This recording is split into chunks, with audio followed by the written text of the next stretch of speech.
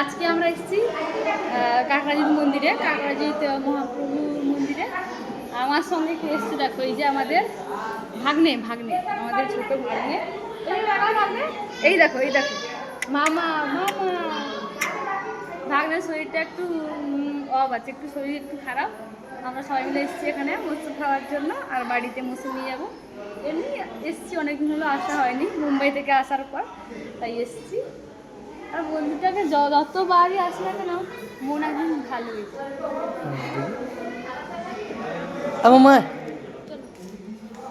এই যে খুশি ভাগ্নি, নাক পড়ে গেছে, ভাগ্নির নাক পড়ে গেছে।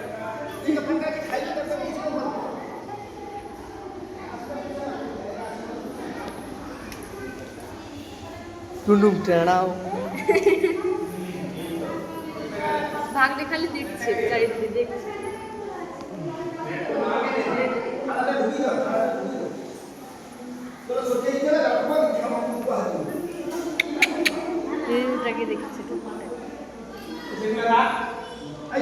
দেখছে